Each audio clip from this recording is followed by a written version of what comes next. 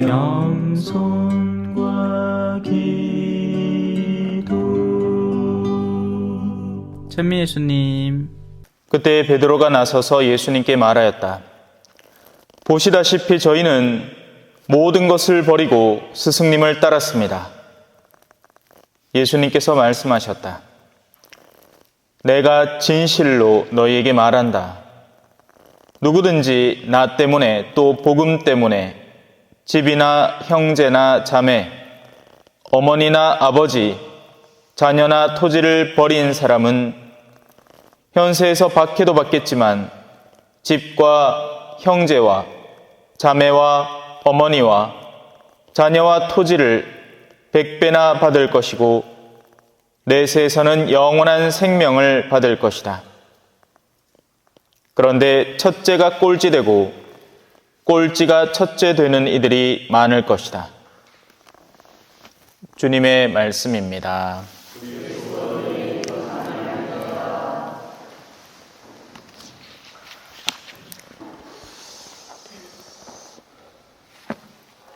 찬미 예수님. 오늘 일독서는 구약의 강론이라고 보시면 됩니다.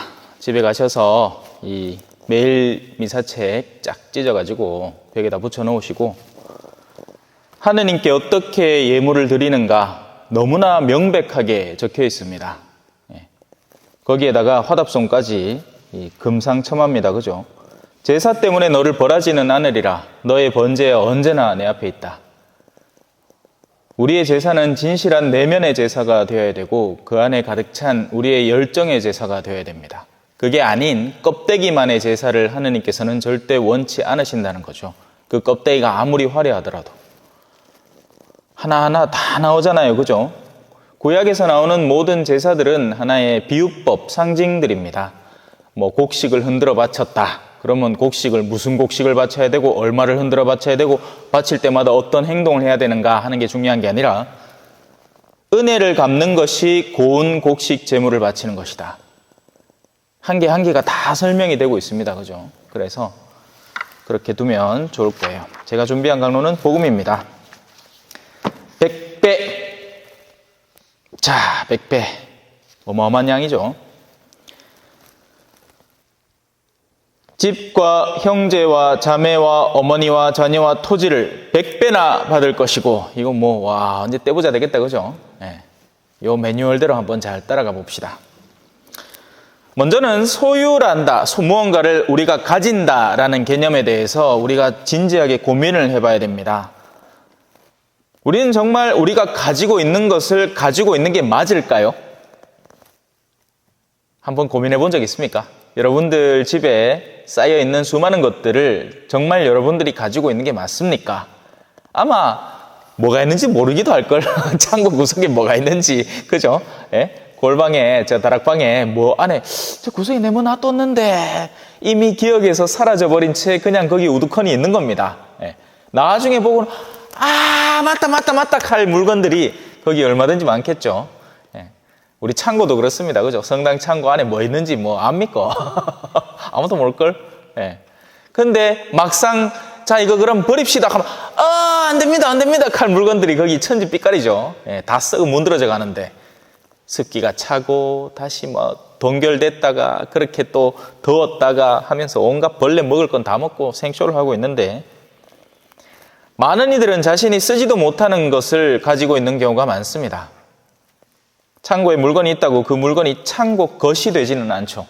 창고가 그 물건을 소유하는 게 아닙니다. 그죠? 창고의 물건은 그 주인의 것입니다. 주인이 그 창고에 넣으면 창고께 되는 것이고 아니면 다시 나오는 거죠. 그런데 안타깝게도 우리는 이 현세에서 창고가 되고 싶어 합니다. 기왕이면 더 큰 창고, 어마어마하게 큰 창고가 되고 싶어 합니다. 돈을 보관하는 창고, 물건들을 보관하는 창고, 또 여기에서 심리적으로 더 나가면 관계들을 내가 가지는 창고, 뭐든지 다 내 안에 다 집어넣고 싶은 거예요. 네. 왜냐하면 그걸 우리는 지금껏 소유한다라고 배웠거든요. 내 참외밭, 내 하우스, 내 축사, 내 회사, 내 건물, 우리 집. 그렇게 평생을 두고도 다 쓰지 못할 자원을 손에 쥐고 살아가기도 합니다. 하지만 창고의 운명은 하나뿐이죠. 들어갔던 물건은 어떻게 된다? 나오게 된다. 잠시 채워질 뿐입니다. 또 창고는 제 수명이 다 있기 때문에 창고가 망가지면 당연히 쓸모없는 존재가 되죠. 어떤 경우에는 외부에서 강도가 들기도 합니다. 빼앗기기 싫은데 빼앗아 가기도 하죠. 무엇보다도 우리의 삶 자체는 하느님께서 원하실 때 가져가시는 거잖아요. 암만 우리가 쥐고 붙들고 있어 봐야 하나님 가었나? 가면 다시 내드려야 됩니다. 생명의 주인은 누구예요? 하나님이에요. 그렇다면 소유한다라는 것이 진짜 의미하는 것은 무엇일까? 이걸 다시 정립해야 됩니다. 그죠? 그건 바로 내가 현실적이고 구체적으로 사용할 수 있는 것, 나에게 소요되는 것, 실제 목적대로 내가 돌보는 것을 의미합니다. 그것만이 지금이라는 나의 시간 안에서 나에게 소요되는 것만이 어찌 보면 내가 소유한, 하느님께서 나에게 잠시 허락해서 나의 이 관리 안에 넣어 주신 것이 되는 거죠. 자, 첫 번째입니다.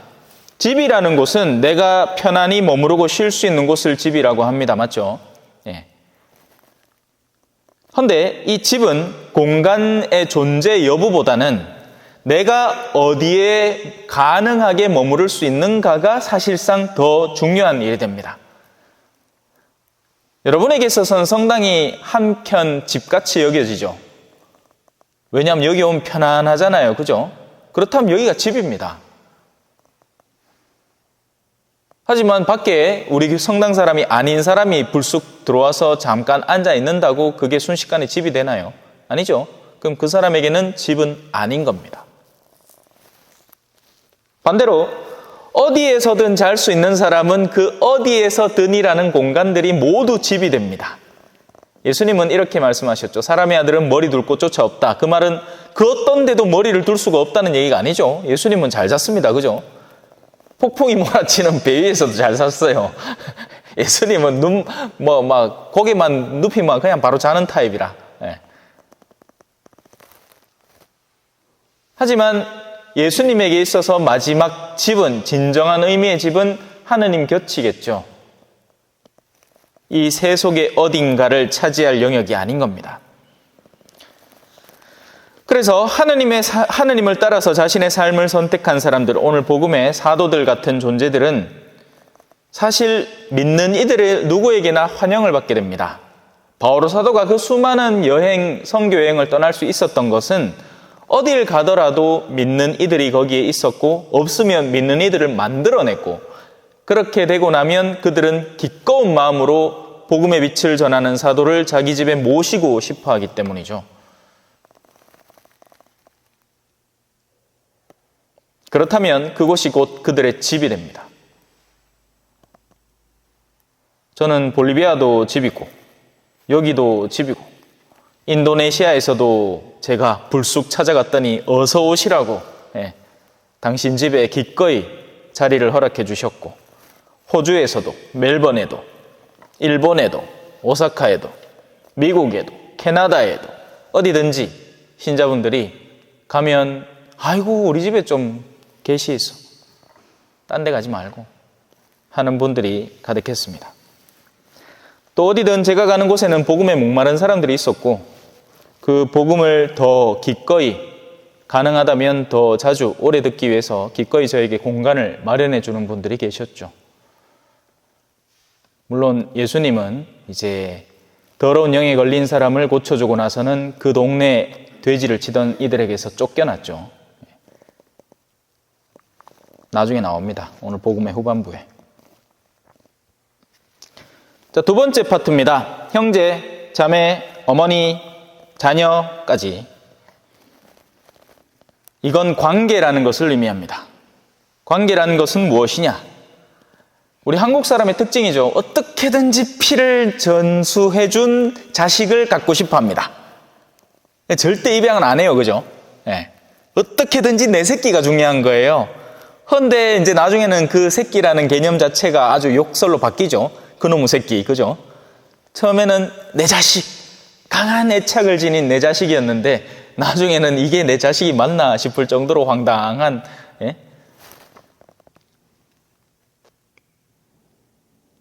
그저 피를 나누었다고 자매나 어머니나 뭐 아버지나 뭐 자녀가 되지는 않습니다.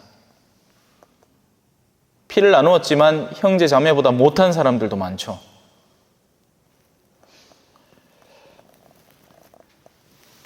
한켠에는 자기보다 자기 자식의 이 대소사를 더 중요하게 생각하는 어머니가 있습니다. 뭐 자녀가 언제 오나 오매불망 진짜 말 그대로 버선발로, 예? 대문 밖에 나가서 아이고 이래 늦게 오모야노 하고 맨날 이 전화기 붙들고 전화 한 통 안 해주나 막 걱정을 하는 어머니가 있는가 하면 자식이 아픈데 한번 찾아오지도 않는 어머니도 있습니다. 냉혈한이죠. 동물조차 갖고 있는 모성애도 갖지 않는, 인간이 그렇게 할 수 있어요. 인간이. 오직 인간만이 그렇게 할 수 있습니다. 자기가 낳은 자식을 한 대 버리고 가는, 화장실에다 훅 던져버리고 가는 그런 존재는 인간만이 그렇게 하는 겁니다. 왜냐하면 사람의 내면에는 영혼이 있고 그 영혼은 악에 물들 수 있기 때문이죠. 악에 물든 영혼은 상상하기 힘든 활동을 하는 겁니다. 사람을 한 번만 찌르는 것도 겁나는 일인데 몇십 번을 찌르고, 예? 이게 어떻게 가능한 일일까요? 영혼이 악에 물들었기 때문에 그렇습니다.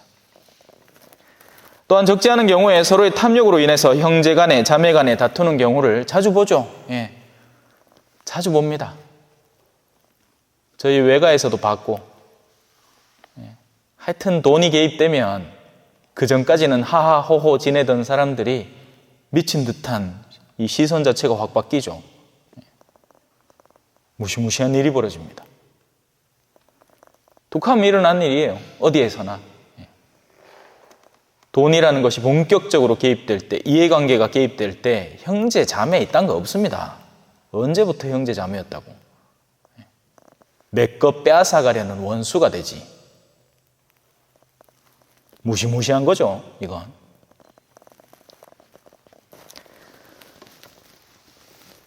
반대로 뜻을 같이 하는 사람이 있습니다. 이 사람은 친척도 아니에요. 예. 이 사람 아무도 아니야. 무슨 하다못해 멀리 피를 나눈 사람도 아니야. 아무도 아니에요. 근데 뜻이 같기 때문에 지향하는 바가 너무나 동일해서 너무나 끈끈하게 그 애정을 느끼는 사람들이 있습니다. 누가 나의 형제인가? 내가 하느님의 뜻을 향해서 나아가는 데 조력하는 사람이 진짜 형제가 되는 겁니다. 예수님도 선한 사마리아 사람의 비유에서 누가 강도당한 사람의 형제가 되어 주었나? 이웃이 되어 주었나? 묻죠. 그건 바로 그 사람을 도운, 단순히 직분상으로 율법학자여서, 사제여서 뭔가 중요한 옷을 입고 있기 때문에 자동으로 이웃이 되는 게 아니라 이웃이 되는 행동을 구체적이고 실천적으로 하는 사람을 이웃으로 삼을 수 있는 겁니다. 아마 사제들 바빴을 거예요. 자기 친구들 만나러 간다고. 하지만 정작 도움이 필요한 누군가에 대해서는 지나쳐버리는 거죠. 악인들도 자기들끼리는 잘 돕습니다. 있는 사람들 자기들끼리 연합해서 잘 돕습니다. 그러니까 같이 맨날 골프 치러 다니는 거예요. 골프를 치면서 혹시 너 필요한 거 없나? 근데 그들은, 가난한 이들은 안중에도 없습니다. 나하고 뭔 상관이야? 굶어 죽든지 말든지. 부자하고 나자로의 비유에서 부자가 딱히 무슨 나쁜 짓을 한 게 아니에요. 지나가다가 괜히 심술 나갖고 옆에 있는 나자로를 발로 툭 차거나 절대 이러지 않았습니다. 단지 무관심했을 뿐이에요.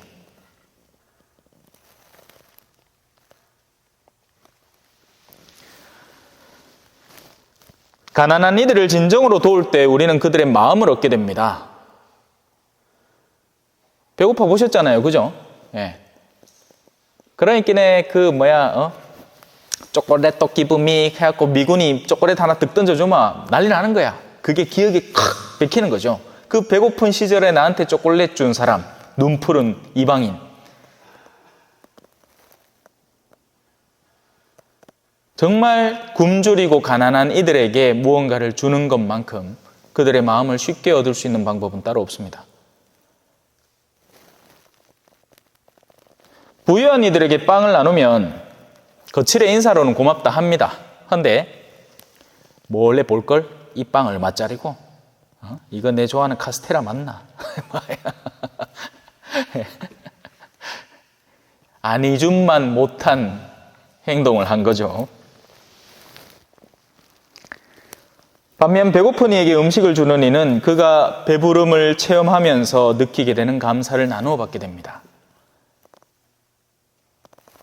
그래서 복음은 모두를 위한 것이지만 가난한 이들은 그 수용력이 더 강한 거예요. 복음에 대해서. 복음은 부자 가난한 이를 따로 가리지 않습니다. 누구에게나 전달될 수 있죠. 그런데 문제는 부자들은 자신들이 감사함을 체험할 수 있는 단계들이 상향 조정되어 있단 말이에요. 내가 이미 한 달에 1,000만 원씩 버는데 누가 나한테 10만 원을 준들 만들 아무 소용이 없는 거예요. 근데 진짜 돈이 급한데 누가 나에게 작은 도움이라도 선물해 주면 그게 너무너무 감사하게 느껴지는 거죠.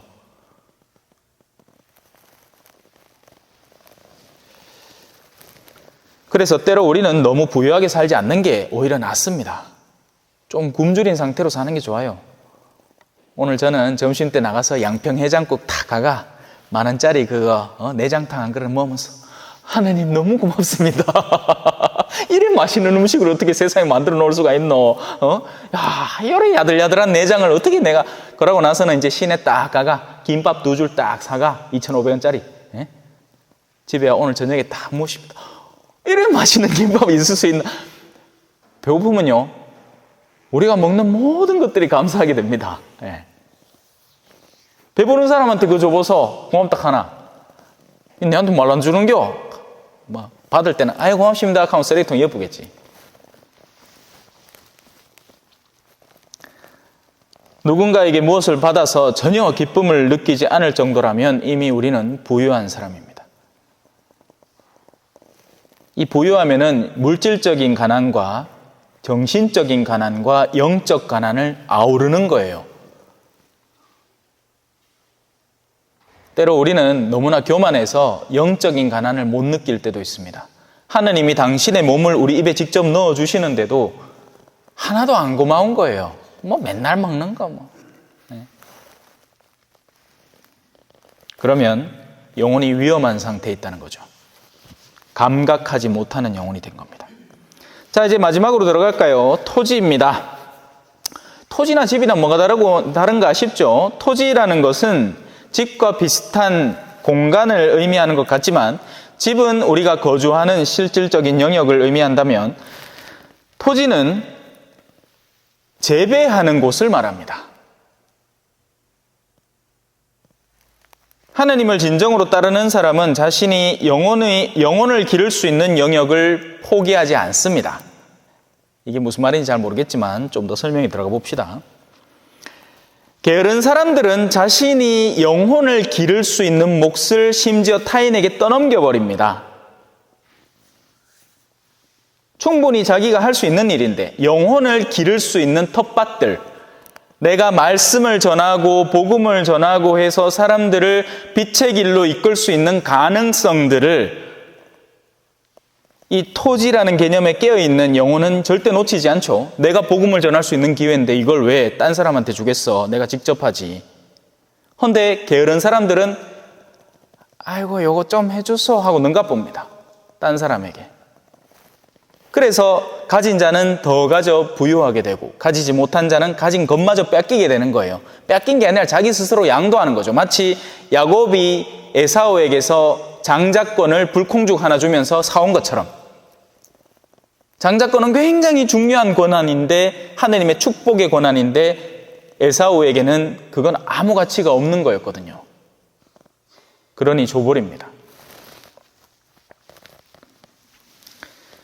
복음을 위해 생을 헌신하는 사람은 없던 땅도 경작을 합니다. 우리 어르신들은 이제 실제 땅 보면 알잖아요. 그죠? 제가 산책하면서 맨날 느끼는 경탄스러운 것 중에 하나는 쪼매난 땅덩이만 있으면 어르신들이 거기를 호미질하고 있다는 거예요. 신기할 정도로 여기서도 농사가 되겠나 싶은데 다음날 가보면 농사가 되고 있어. 예. 심지어는 이 뚝 안쪽에 물 흐르는 곳 가까이에 있는 곳 거기에 누가 흙을 버려놨어요. 그 다음날 가보니까 어떤 할아버지가 거기서 밭을 만들고 있습니다. 이야, 대단하더라고. 대단해요, 진짜. 이곳의 땅에 대한 열정은 어마어마한 겁니다. 근데 그 열정을 영혼의 땅에 쏟으면 얼마나 좋을까? 그래서 복음을 전하려는 의지를 강하게 가지는 사람은 없던 땅도 만들어서 토지로 양성해 내는가 하면, 게으른 사람들은 심지어 자신에게 허락된 땅들, 뭐겠어요? 가정을 꾸린 사람들에게는 자기 자녀에 대한 신앙교육이죠. 지금 부모님들 가운데에서 이 신앙교육을 제대로 해내는 경우가 거의 없습니다.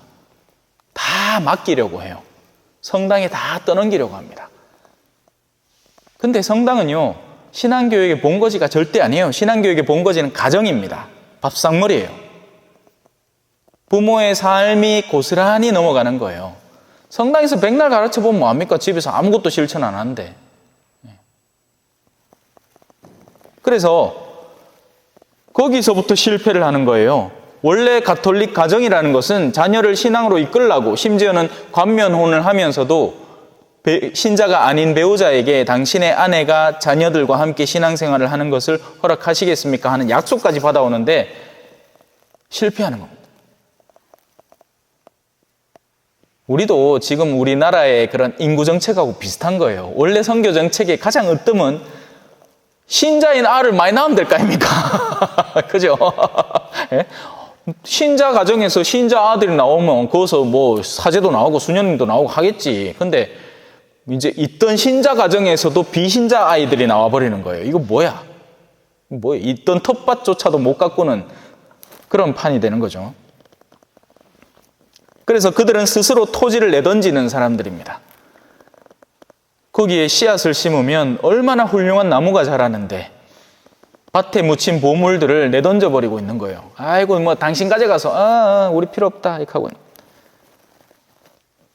복음을 전할 기회는 성가심이나 괴로운 일이 절대 아닙니다. 기쁨이죠. 보람이죠. 그것은 우리가 하느님으로부터 선물 받는 100배의 토지인 겁니다. 만약에 우리 자녀에게서 한 사제가 정말 제대로 정신 박힌 사제가 나와서 다른 사람에게 복음을 전한다고 해봐요. 그러면 그 사제를 키워낸 값으로 나는 그 혜택을 내가 얻게 되는 거예요. 아닙니까? 맞죠? 비록 우리 스스로가 신학교나 수련회 가지는 않더라도 가정선교 안에서 그렇게 훌륭한 복음의 씨앗이 자라나면 그 혜택은 우리의 몫이죠. 예수님의 부모님, 성모님의 부모님 다 성인이잖아요. 다행히 저는 이 토지를 넉넉히 받고 있습니다. 딴 사람들이 포기하는 것까지 다 제 몫으로 받아서 기꺼이 복음을 전하고 있죠. 저는 그 어떤 기회도 놓치지 않을 거예요. 그래서 늘 하느님께 감사드릴 게 많습니다. 자, 이제 마지막입니다. 좀만 시간 더 주이소. 하지만 안타깝게도 이 모든 일들은 박해와 함께합니다. 예수님이 얘기하잖아요. 현세에서 박해도 받겠지만 그리고 나서 이제 이어지는 게 직과 형제와 그 100배 받을 것이다. 그래서 앞에 전제가 탁 붙어 있습니다. 박해를 받는 거예요. 박해를 받아야 됩니다. 박해를 안 받고서는 이런 일들이 사실상 불가능하다고 해도 과언이 아니에요. 왜 그럴까요? 세상은 있는 사람들을 챙기고 존중합니다. 돈 많은 사람, 부유한 사람, 권력 있는 사람, 힘 있는 사람, 명예로운 사람. 그래서 연예계, 정계, 이 경제계 이 위인들을 섬기죠. 칭송하고. 돈이 있어야 뭐라도 할 수 있다고 착각하는 사람이 여전히 많습니다. 심지어 교회 안에도 있어요. 총회장쯤 하려면 돈이 좀 있어야 된다. 이런 일들은 심심찮게 도심지 본당에서 들려옵니다. 그리고 실제로 그렇게 하고 있고, 뭐 툭하면 뭘 쌓아야 되니까. 총이 뭐 그리 많은지. 그래서 세상의 힘과 권력이 없는 사람들은 너무나 쉽게 무시당하고 심지어는 박해까지도 각오해야 됩니다. 사실 하느님의 일을 하는 사람은 세상에 속한 사람에게 절대로 환영받지 못합니다. 세상에 살려면 세속의 원리대로 살아야 되는데 하느님의 원리를 가진 사람이 그 안에 들어가면 성가심을 자꾸 야기시키거든요. 자기들 뜻대로 안 되는 거예요. 이게 같이 어블리가 골프도 좀 치고 하면서 이제 우리가 자기를 좀 봐주고 그 사람도 뭐 좋은 거 있을 때 우리한테 좀 상납하고 이게 이런 이 관계가 좀 돼야 되는데 이게 전혀 안 되는 게야. 안 먹히는 게야 이거. 아무짝에도 쓸모없는 사람이 되는 거죠.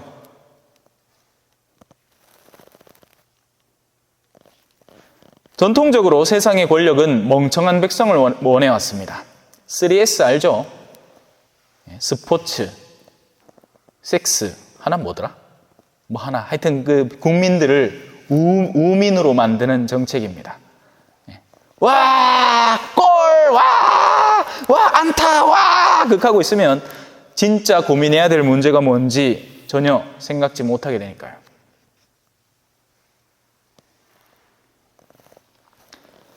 멍청해야 선동하기 쉽고 말을 잘 듣기 때문입니다.